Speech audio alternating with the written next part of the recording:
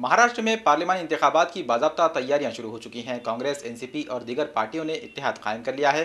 इंतखाबात का बिगुल बजाने के लिए कांग्रेस इत्तेहाद में शामिल पार्टियों ने एक मुश्तरका जलसा मुनक्किद किया। रैली में एनसीपी सदर शरद पवार और कांग्रेस के रियासती सदर अशोक चौहान समेत कई बड़े लीडरों ने शिरकत की। शहर के इंदिरा गांधी मैदान में कांग्रेस, एनसीपी, शेतकरी कामगार पार्टी, आरपीआई, पीआरपी इन पार्टियों की महाआघाड़ी का जलसा मुनक्किद किया गया। इस जलसे में कांग्रेस के रियासती सदर व साबिक वजीर आला अशोक चौहान, साबिक deputy chief minister Chhagan Bhujbal, साबिक वजीर Arif Naseem Khan, Madhu Chavan, DP Sawant, Amita Chavan, Fauzia Khan, opposition leader Dhananjay Munde, MLC Wajahat Mirza, Khwaja बेग, मानिकराव ठाकरे, जोगेंद्र कवाड़े, जयंत पाटिल, प्रदीप नाइक, बसोराज पाटिल, दांडेगांवकर और दीगर अहम शख्सियात मौजूद थी। कांग्रेस राष्ट्रवादी कांग्रेस पार्टी का यह पहला इजलास है जो पार्लियामानी इंतखाबात की तैयारियों के जिम्मन में मुनक्किद किया गया। इजलास के दौरान तमाम सियासी जमातों के कायदीन ने पुलवामा हमले के शहीदों को मोमबत्तियां जलाकर और 2 मिनट की खामोशी इख्तियार करके खिराज पेश किया। साथ ही इस मसले पर मरकज की मोदी हुकूमत को कटघरे में खड़ा करने की भी कोशिश की। की त्या 48 सैनिकांपैकी महाराष्ट्रातले 2 सैनिक ज्या क्षणाला त्यांचा अंत्यविधी चालू होता त्या क्षणाला या देशाचे प्रधानमंत्री याच महाराष्ट्रात त्या अंत्यविधीपासून काही अंतरावर होती। त्यांच्या सोबत राज्याचे मुख्यमंत्री सुद्धा होते, पण साधं कुटुंबाला सुद्धा भेटावं वाटलं नाही। हे दुर्दैव आज संबंध देश पाहतो। 2 दिन पहले ही शिवसेना और बीजेपी के दरमियान भी इत्तेहाद हो गया है। कांग्रेस और एनसीपी कायदीन ने शिवसेना और बीजेपी के बाहमी इत्तेहाद को दोनों पार्टियों की मजबूरी से ताबीर किया। अशोक चौहान ने शिवसेना पर तनकीद की और कहा कि टाइगर लाचार हो चुका है।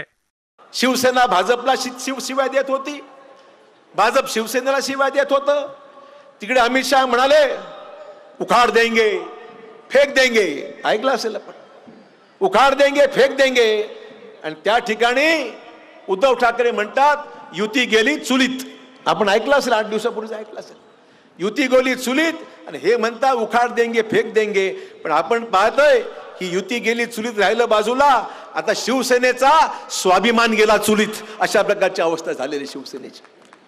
शिवसेनेचा स्वाभिमान गेला चुलीत। अभी टाइगर लाचार है दोस्तों, टाइगर लाचार है, ही अवस्था झालेली आहे। टाइगर जिंदा नहीं, टाइगर लाचार है, ही परिस्थिती झालेली आहे शिवसेनेची। की शिवसेनेची सगळी टीका विसरलेली आहे। 2014ला अशीच एक घटना झाली आणि दुर्दैवाने 5 जवानांची हत्या झाली। अमित शाह म्हणाले यदि मोदी प्रधानमंत्री बने तो पाकिस्तान के घुसपैठियों की सीमा पार करने की हिम्मत नहीं होगी।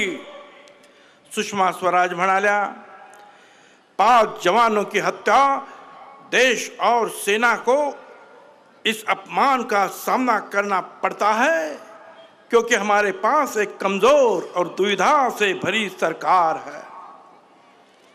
गिरिराज सिंह बोले अगर देश के प्रधानमंत्री नरेंद्र मोदी होते तो हम लाहौर तक पहुंच गए होते। आणि नरेंद्र मोदी साहेब म्हणाले भाई और बहनों, देश की सुरक्षा करने वाला जवान सुरक्षित नहीं है, ऐसी सरकार इस देश को नहीं चाहिए। माझ्या बांधवांनो, भगिनी मातांनो, आणि त्याच वेळेला परवाच्या घटनेनंतर राहुल गांधी म्हणाले आम्ही या संकटाच्या घडीमध्ये सरकार बरोबर आहोत, हम बटेंगे नहीं।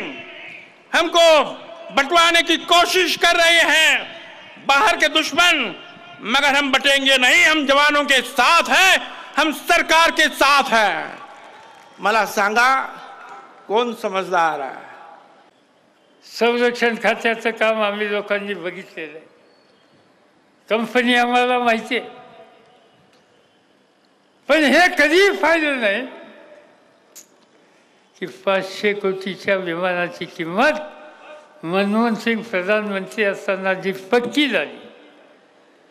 केंद्रीय मंत्रिमंडळाच्या बैठकीमध्ये आम्हाला सांगण्यात आलं ती 550 कोटीची किंमत मोदी साहेबांच्या राजवटीमध्ये 1600 कोटी झाली। ना खाऊंगा ना खाने दूंगा। अरे 500चे 16 गेले कुठं? कुणाच्या खिशामध्ये गेले? आणि सांगतात की इकडून निकाल आला कोर्टाने असं सांगितलं, त्यांनी तिकडं असं सांगितलं. ह्या सगळ्या गोष्टी लपवण्याच्या संबंधीचा प्रयत्न आहे. पण मी सांगतो की हे राफेलचं भूत या सरकारला गाडल्याशिवाय राहणार नाही. या देशाच्या संरक्षणासाठी घेतलेली हत्यार आणि त्याच्यामध्ये राहिलेला भ्रष्टाचार हा ज्या दिवशी सिद्ध होईल त्या दिवशी या सरकारला, या सरकारचं नेतृत्व करणाऱ्यांना या देशामध्ये थोबडसुद्धा दाखवायची स्थिती राहणार नाही आणि लोक त्यांना धडा शिकवल्याशिवाय राहणार नाही याची मला पूर्णपणाने खात्री आहे. आणि म्हणून अशा लोकांच्या हातामध्ये सत्ता द्यायची नाही हा निकाल घेतला पाहिजे आणि त्यासाठी ही आजची पहिली बैठक आहे. जलसे के दौरान किसानों की खुदकुशी, मुल्क में बढ़ती हुई महंगाई, बेरोजगारी, रफाल तैयारा खरीदारी में बड़े पैमाने पर की गई बदउनवानी का भी इल्ज़ाम लगाया गया। इस जलसे के जरिए दोनों पार्टियों ने अपने अपने सियासी असर और रसूख को जाहिर करने की कोशिश की। प्रोग्राम में कसीर तादाद में लोगों ने शिरकत की। Bureau report, MCN Urdu news.